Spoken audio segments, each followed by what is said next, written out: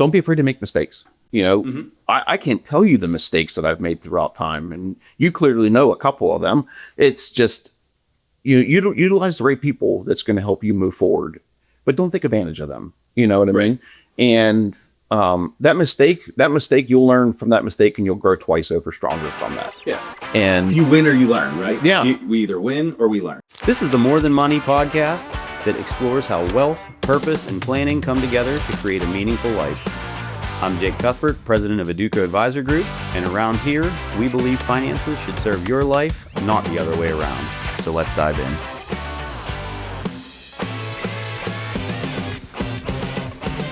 So today, we're here with John Fincham, Keller Williams Real Estate. I'm going to let John do a little bit of his own bio. We're going to cover some wide topics today, everything from the real estate market as a whole and entrepreneurship and business ownership. So, John, why don't you give us a little background on yourself? Well, I'm John Fincham, Keller Williams, and I've been in this business since 2008, so I've seen it all. The crash in 2008, 2009, and then working a second job, trying to keep the life together with that as well. And, moving forward, and I joined Keller Williams in 2013, and it was a great venture from there. A lot of things I had no idea what to do about financials. It was just, let's go to work. And here we are. And where did you come from prior to the I worked at Coca-Cola. Okay. Yeah. Gotcha. So, so we had that. And then I realized where my pensions were, that were not going to be okay for me. And, and then a few years later, I met you, and yeah, it's been quite a while now. Yeah. We go back quite a ways. So it's been a hell of a ride so far. And pretty interesting, to say the least. Got a ways to go, too, for both of us. No, so in that transition to Keller Williams, what made you, decide that was the right place to hang the shingles? It was a company that I knew that I did my research because I was with other companies beforehand, and it just wasn't a fit for me. I didn't feel at home. And then I had reached out to my my partner in the office now, and I told her that I was interested in coming to KW. And she said, are you scared? And I said, absolutely. And she goes, good, because if you weren't scared, then we're going to have another conversation. And I said to her, why? And she said, yeah. And I said, why? And she goes, if you're not afraid to quit your other job and do this, then what are we doing here? So either all in or all out. All in or all out. Yeah. And this is not a part-time gig. Right. Like, you have to have, all in, full speed, 7 days a week. Yeah. So. And tell me a little bit about that too. I joke with you with sometimes when I give you a call, if you're at a closing or, if it's a weekend. When we talked last weekend about some lighting, for that matter. We covered a lot of topics, John and I, some house lighting. But, what's that like kind of with the work-life balance? So being on the clock all the time. Yeah, work-life balances, you have to understand it. You have to get to know it. If that phone rings, I have to answer it. If it doesn't, then I'm out of business. And, right. And you go through life and you understand how you can really work your schedule by putting it on a calendar. If you don't put it on a calendar, then you're running around aimlessly lost. Mm-hmm. So you don't know if you're doing something today or tomorrow or whatever it is. That calendar was the greatest thing I could do to make my work-life balance happen. Yeah. Gotcha. Yeah. And next to a remarkable purchase, of course. 2 remarkable purchases. Fair. Yeah. Fair. You're welcome for that too. You know who I'm talking about there. But anyway, wait, did I tell you that I think I was the one that said about the color. Am I wrong? Or did you bring out the colored one? I can't remember if it was the chicken or the egg, but the color one, yeah. I definitely have the color one now. So yeah. Good to know. Oh yeah. That's the shameless plug for Remarkable. We've both probably sold a handful of those in our time. So absolutely. Even better. But yeah. So basically you're on the clock, almost 24/7, right? 7 days a week. If I tell everybody that Saturdays and Sundays are my Mondays and Tuesdays. Right. So, because most people are off on a weekend. Right. And then evenings, I never thought in a million years that I would say, I'm working until 8:00 at night. Like, when I worked at my previous career, I was done by 12:00. Like, I had all day long to do everything. Like, I thought, this is the greatest gig of all. Why am I quitting this job that I can, I have from 12:00 till 10:00 at night till I can do anything I want. Yep. And now that I have this job, it's like, okay, we leave the house at 7:30 in the morning and we get home at 10 o'clock at night. Yeah. Like I never thought in a million years that I would love that. But with some flexibility built in. There, Yeah, right? I mean, I'm doing this with that today, calendar, so right? I put it on my calendar 2 weeks ago, but As long as it's on the calendar. but we just have that, like, you just have to find out what you can do throughout your day, but you also have to stay productive and busy. Sure. You know, like this morning when I got in the office, I was in there at like 8:45, and I just started hitting the books, trying to build production for this coming week. Yep. And find out what's going on. And what does that look like in your world? You know, building production. So in my world, on Mondays, it's usually we catch up whatever happened out the weekend, and then we make sure all title companies and everybody's on the move throughout the week, and then at that point, once you relax yourself off of that mindset, then you're like, okay, we have to go do lead generation. We have to do everything we possibly can to find buyers that were out there, or if something came on the multi-list that could be a home for somebody. Gotcha. You reach hold of them and say, hey, 123 Street just came on. You really need to get in here tomorrow. Yeah. Okay. And so that's really what we do throughout the mix of the day. Okay. Gotcha. And then lead generation sources, we have multitudes of those. I mean, everybody's so stuck with the Zillow, the Redfin, the Realtor.coms. That's not your only lead generation source. Mm-hmm. Yeah. So it is more of, you know, it's a combination of organic, that's really in your world. And then it's also, you know, things like the multi-list. Yeah. And so as the time goes through, as I've grown, I have a pretty good sphere of influence now. Right. And that's really where you get your database from. Yeah. So with that being said, lead generation is not as hard as it used to be. Right. And that's one of the things, you know, our business differs a little bit in, you may be a little bit more more transactional than, you know, kind of repetitive, because like, you know, somebody may not buy a home every year, right? So what does that kind of look like? I mean, I know what it's looked like. You helped us sell our home, and, you know, super quick process, made it super simple, which was awesome, but no pressure. There was no pressure there at all. But, you know, yeah, how does that kind of work then in a non-transactional world? So it's essentially you just keep in touch with everybody throughout. It's I tell people, like, this transaction doesn't stop today. We move forward with life. Yep. And, you know, you could be driving down the street and you hit a red light and you happen to see something that catches your mindset on that person. Yeah. You reach out to them, shoot them a text, hey, how's it going? How's the house? And Kind of a thoughtful outreach type of exactly. type of space. And it really works. Like, people just, you're out of the box mindset, I think, more on that than the typical person sitting there waiting for a Zillow call to come in. Gotcha. You know? Yep. And that's really the way I feel my business is just keep in touch with everybody throughout the time. Yeah. Awesome. So switching gears a little bit, you know, let's look at it from a consumer perspective. First, we'll cover the buyer side. You know, what are some things that you think would be really beneficial? Somebody either new to the market, you know, or even maybe hasn't purchased a home in a while. What does a buyer kind of need to look for out there now? The best case scenario is get yourself pre-approved right out of the gate. Okay. Now, stick with somebody that you've worked with before, or taking trust in your realtor. And that's a lot of the thing. A lot of people are like, well, I banked with Citizens Bank, so I'm going to get my mortgage with Citizens Bank. A lot of times that doesn't work out for their best needs. Okay. There's a lot of companies out there that have a lot of grant programs that can help first-time home buyers, or they can help people that have a less of an income or less of a down payment. Yep. These grant programs get people into the homes. And you're saying that those traditional, more traditional financial institutions, they may not either be aware, or they're not. They don't implement these programs. Educating. The That's consumer. correct. Okay. I mean, case in point, like yesterday, I spoke with this couple and I said, hey, you know, you're looking like you need a substantial amount of money down. And I said, well, how about you reach hold of my lender? I know that there's a grant out there that could help you utilize less money out of your pocket, and it's free money. It's a grant. Okay.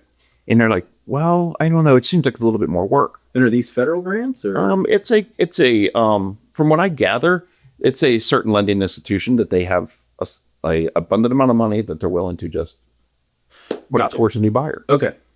So, you know, with that being said, I introduced them to the lender, and come to find out they're getting $15,000 of grant money plus a potential another $2,500 off of Fannie Mae. Oh man. So they're getting almost like 17.5 on a $100,000 house of eligible money, which is a ton of money. And now you're only coming out of pocket with maybe $2,500 If that, to satisfy that right? 20% So down. I did everything I can to keep them from using their nest egg. Yeah.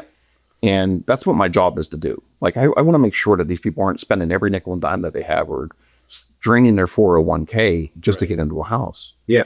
So we have to educate ourselves on lenders that could help such people in certain ways. And are those more, so the lender network that you kind of have, these are individual mortgage brokers, some traditional financial institutions? That's absolutely correct. Yeah. So I do use a lot of local banks. Okay. I try to use everybody local just because I like to keep the local the relationships, right? The relationship. And I know that if I reach out to, let's say, Jake, I can touch base with you 7 days a week and up until 10 o'clock at night.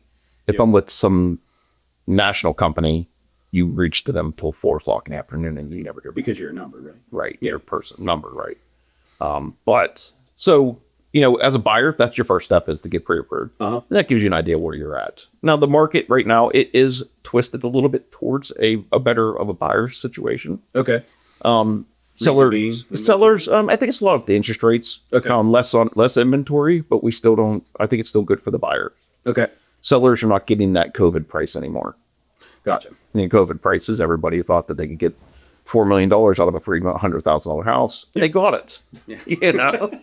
So because there was no other option. You had no options, right? So with that being said, I think the sellers' minds have fluctuated in the markets to what's controlling their numbers. And it's truly seen on the market that the homes that people thought that they wanted to push their agent to get it listed higher, they're doing price reductions. And then they're finally getting that sweet spot where we recommend where your home should be. Gotcha. Yeah. And you and I actually had a conversation about that just a couple of days ago. I think that's something that from the buyer side too, or I guess from the seller side, I should say, is you kind of want to make sure that you have somebody that's a little bit more established that knows that market. But I think you kind of mentioned just briefly that some folks will just throw a number out there to get a deal. That's right. So if we want to switch gears to the seller side, then you want to make sure you do your own due diligence as a seller. Absolutely. It may be wishful thinking, and don't kind of price yourself out of the market. Also, that's correct. I mean, sellers, they're deal no matter what. No way, I understand it. Like you're taking your profit off to be able to get where you need to be, and it's not always the discount agent that's going to get you there.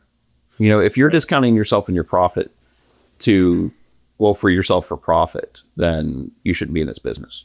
Fair. Do right by people and it'll come back. That's right? correct. And that's 100%. Hey, these sellers, you get somebody that's experienced and it makes the most amount of sense. Know somebody that knows the market in your local market. Now, like myself, I try to put myself in every market that I know because I don't like to limit myself from region per region. You want to buy a house in Erie? I could tell you everything about Erie. I could tell you how many homes are sold in Erie along the shore. Okay. Yeah. I've sold 5. Somebody calls and said, "Hey, you want to buy a house in Erie on the shore? Let's go." And we're there 2.5 hours. But it just makes sense. And once you're there, then you really do get to know the market because you do your research. And that's all it takes is do some research. That billboard that came out like a couple weeks ago, I sold more houses than your niece, and she sold 2 last year. Yeah. That kind of makes a lot of sense. Yeah, I know. I appreciate that you're using a family member, and everybody starts from somewhere. Right. But the back end of it is you want the best for your dollar. You just or the internet researcher, right? The do-it-yourselfer. Think that they'll save a couple of bucks and end up. Yes.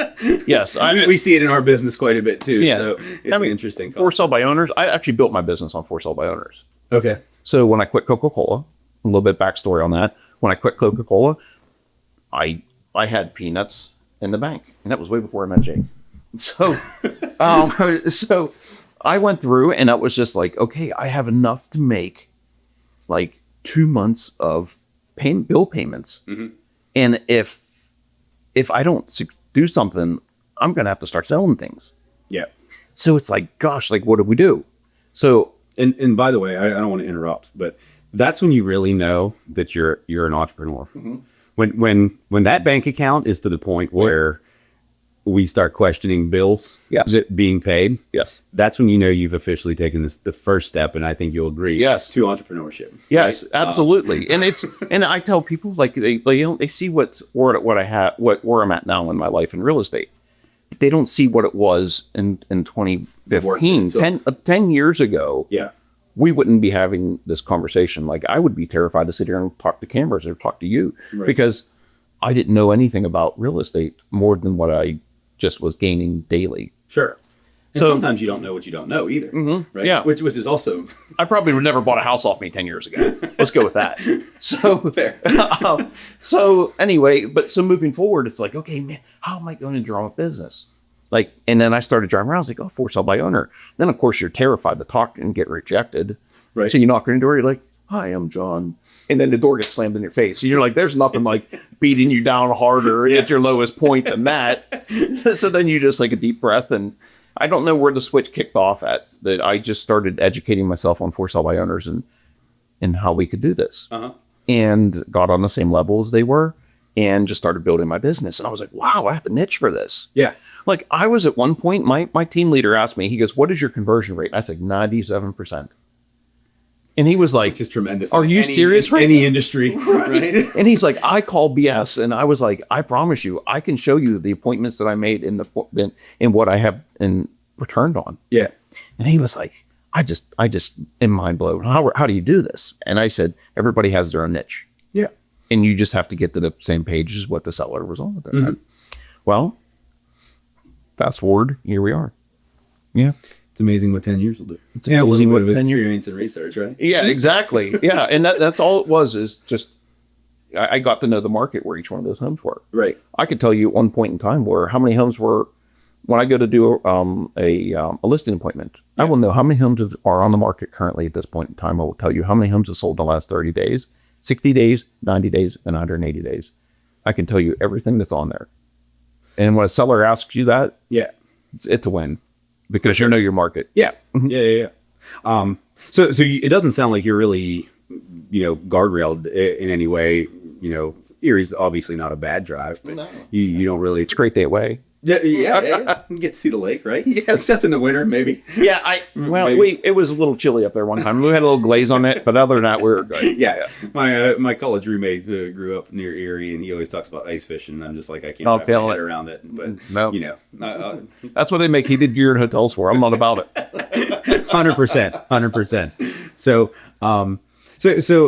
I guess to kind of circle this all back together, if you had to give a buyer one piece of advice or one tip right now, buying a home, what would it be? Oh, me. Perfect. How about a seller? Same thing. No, as far as after calling you, Yes. what do they need to do? Get pre-approved to get ready to Essentially, do this? that's the best thing. As a buyer, get yourself pre-approved. Have a mindset of how much you're willing to spend. Because there's I get so many calls. And one other thing about the pre-approval process, and I don't know how bad it's gotten now, but I feel like the pre-approval process was always a little bit overinflated. So from my perspective, sitting in the seat that I normally sit in, I feel like some of those numbers can be maybe a little unrealistic. Yes. And I would never question that, how do you, I guess, what's your take on that? Right? So I tell the first-time home buyers are probably the most one that you want to have this conversation with. And just in general in life, this is how I've been practicing my business. If a lender comes through and they pre-approve you at, let's say, $400,000, that pre-approval in that bank, they don't know about your life finances. They don't know you have a $400 car payment. You don't have a $300 power bill, your gas, etc., and taxes. So I tell people, I'm like, we can't. I don't want you to go that far. Right. Okay. Like, we're going to go to where you're most comfortable. Yeah. And with that being said, like, are you good at $250,000? That's probably going to be your nice Your sweet spot. Right? sweet spot. Yeah. And it works. These buyers, they get so respectful that you've taken the time. You're not out there for that dollar.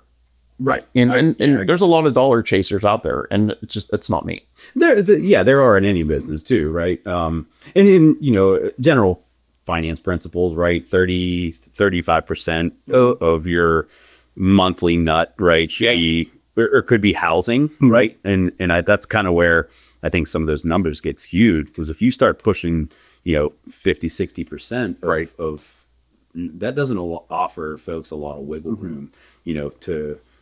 No, it doesn't. It's great if you own a $400,000 house, but if you don't have a dining room table to eat dinner at, Sleeping on there's a beanbags. problem. Right.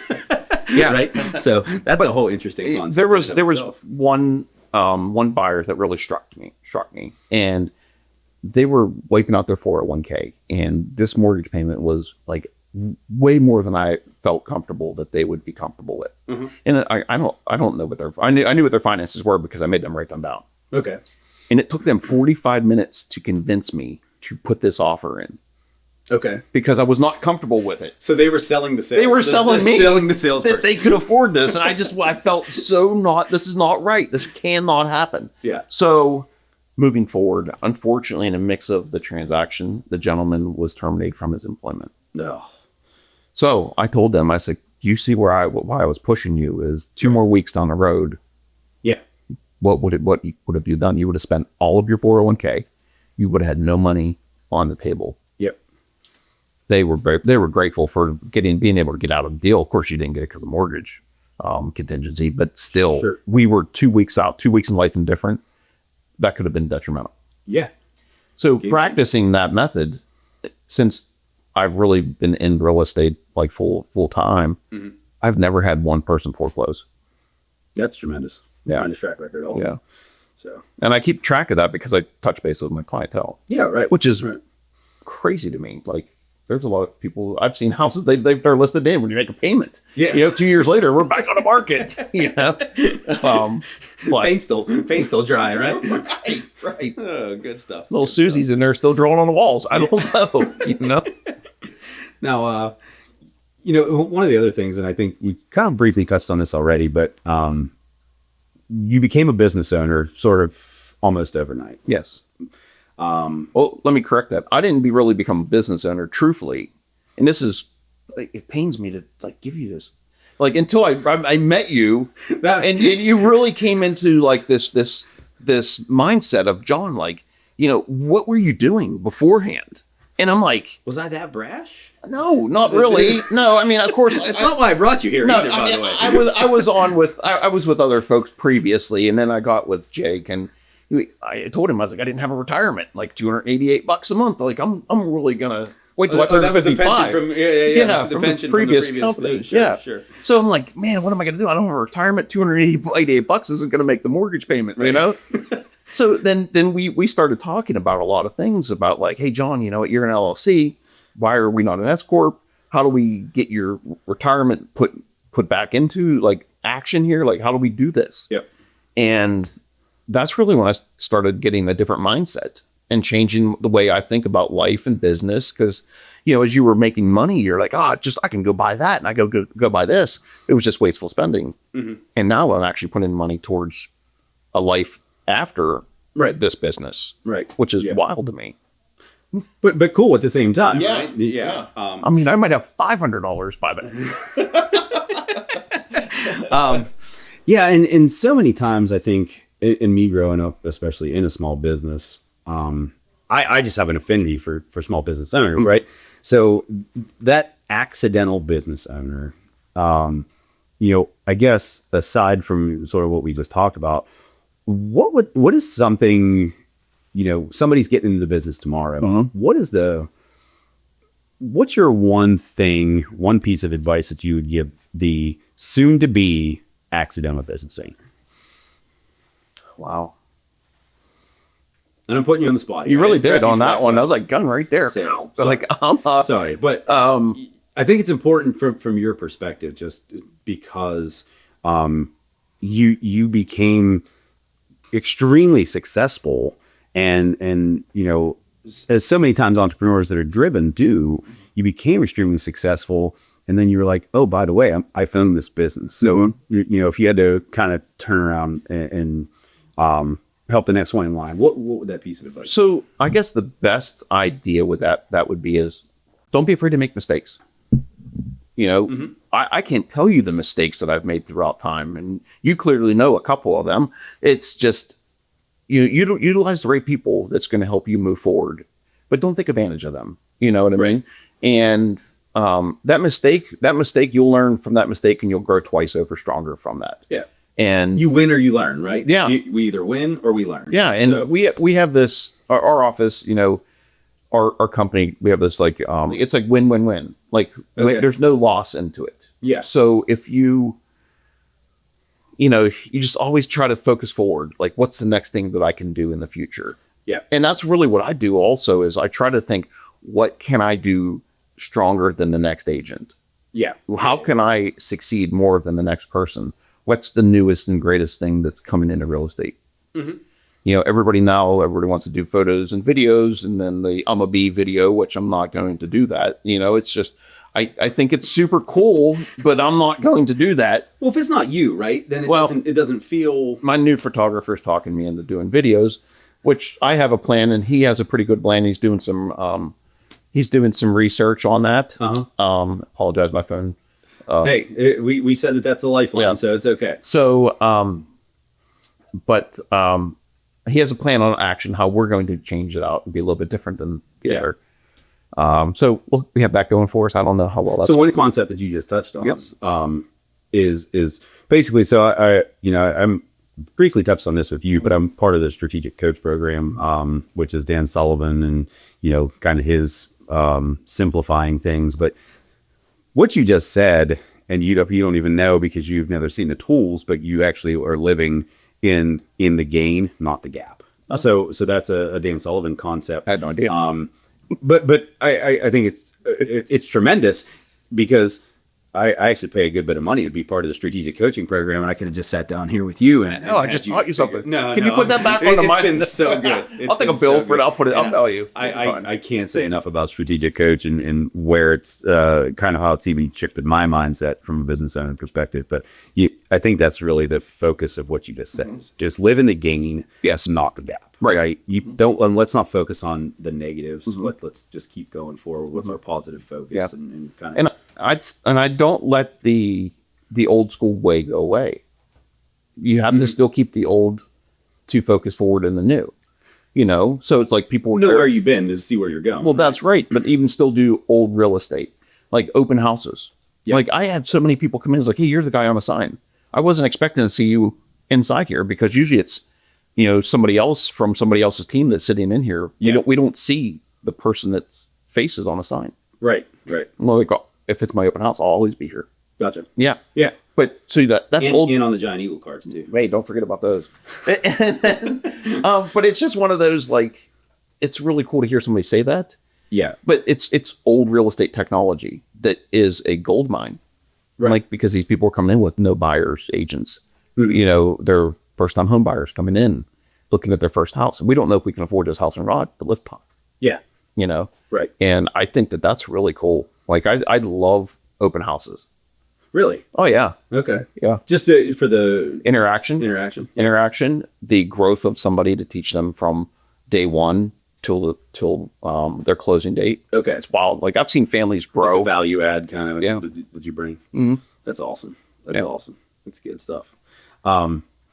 So, also from the entrepreneurial side, somebody specifically in real estate now, what's the biggest hurdle to overcome if somebody wanted to get, join your team or just become a real realtor on their own? What is the biggest hurdle? Biggest hurdle, I think, is work ethic. Okay. I think that there's a minimal amount of folks in this world that have that, like, let's go drive 7 days a week, 12, 14-hour days. Yeah. Some people, they see Selling Sunset and they think that this is luxury and the glitz and the glam, and you can take videos and do all the stuff and you're selling houses. It just doesn't worok that way. Right. Like, this is. It also helps when you're selling. It helps $7.5 million houses at one time. Yeah, too, but right? that's all fake. Those homes have been purchased 12 years ago, and they know somebody anyway. But yeah, I think that's the biggest thing, is the work ethic right now. Like, we need somebody to just, if you're coming in, we need you to step in and go full force. And that's, I've seen it. Like, there's a few Asians that have come in Yep. and they're thirsty. And that's the greatest thing in the world. Like, I'll teach you anything in the world. And you can't teach that either. No. Right? I mean, the thirst is something you can't teach, right? Yeah. We can teach all the technical ability. You can teach them all the, Yep.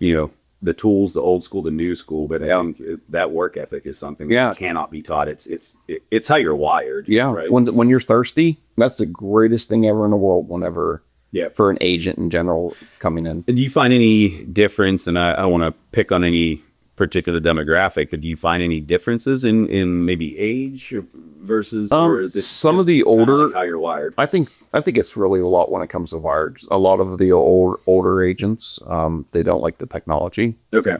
and they're fine with that, and that's fine. Like, Yeah. if we don't want to do anything like that, that's fine. Like, you're still producing and you're still doing a great job, and you still keep like moving forward the way that you were.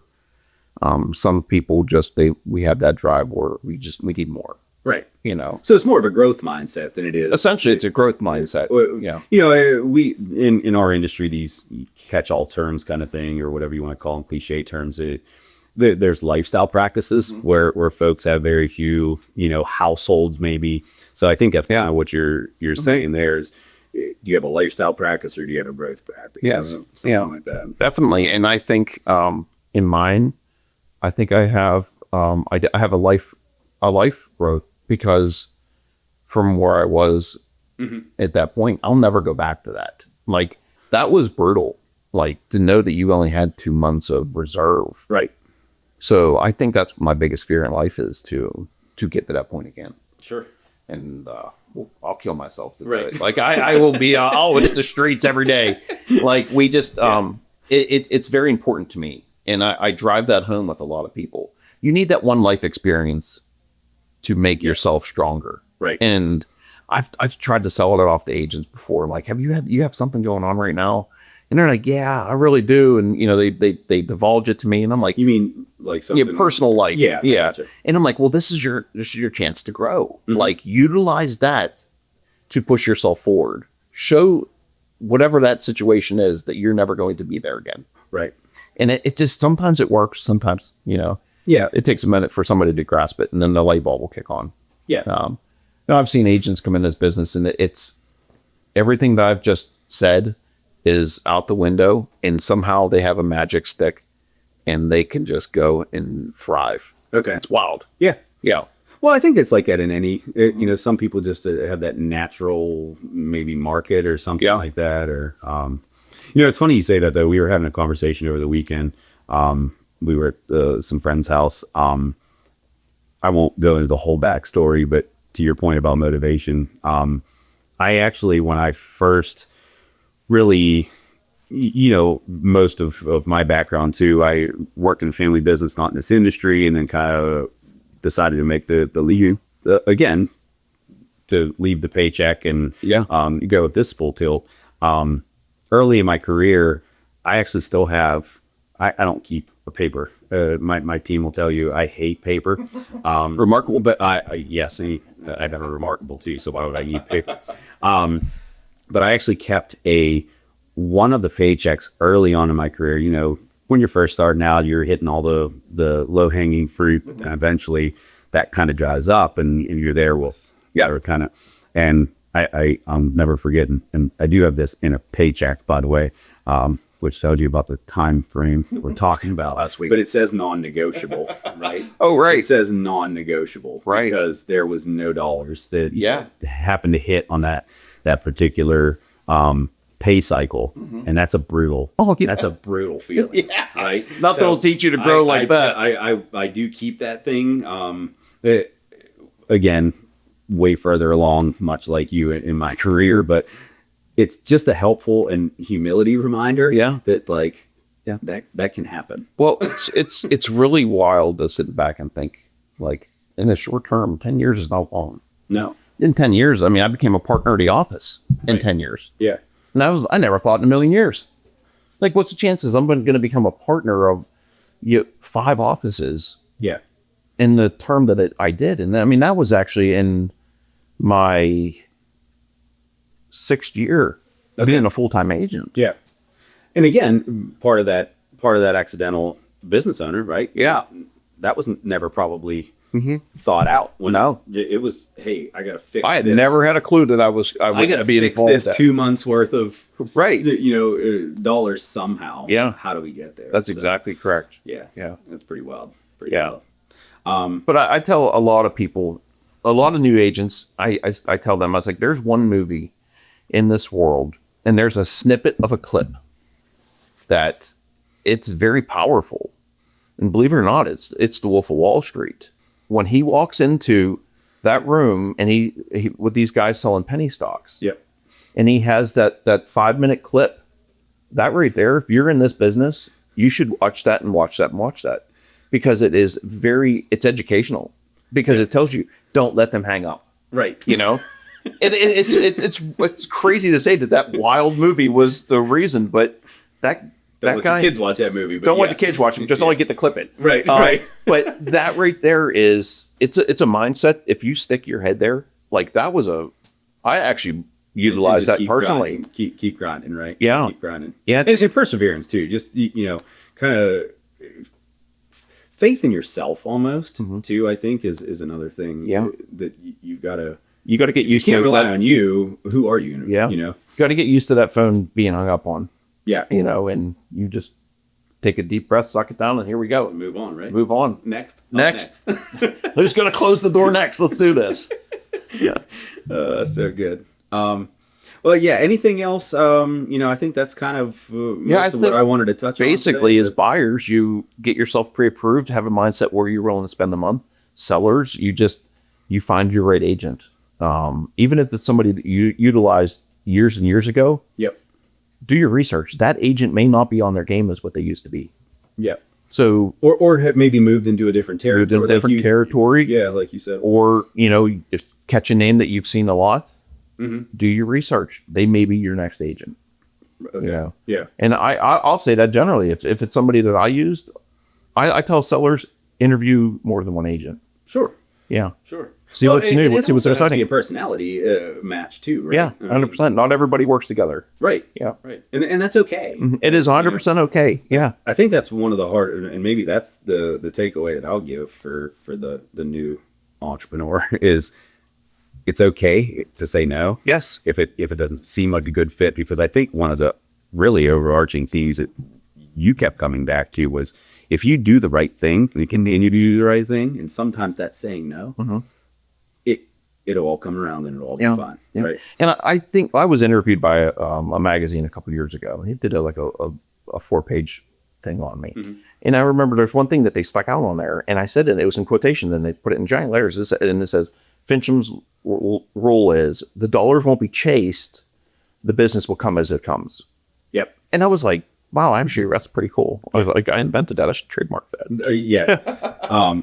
And yeah, I like to read. This is a good audible listen, but Bill Walsh, the longtime San Francisco 49er coach, if you've never had a chance, and I've covered this actually in, I think, one of my other videos before, but The Score Takes Care of Itself is an amazing book. But that's, again, you're far ahead of your time and you don't even know it. You've now covered Strategic Coach. You've covered The Score Takes Care of Itself. It's glorious. Right. So. We have in our company, Keller Williams, Gary Keller wrote a book, and it's called The One Thing.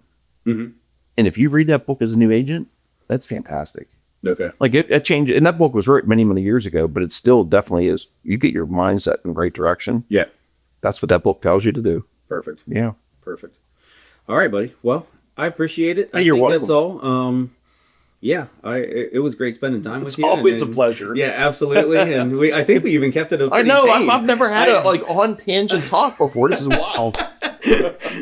I know there will be at least one person that's impressed with the end result of our on tangent conversation. So I absolutely couldn't agree more on that. There was nobody was squirrel. This is great. No, it's great, man.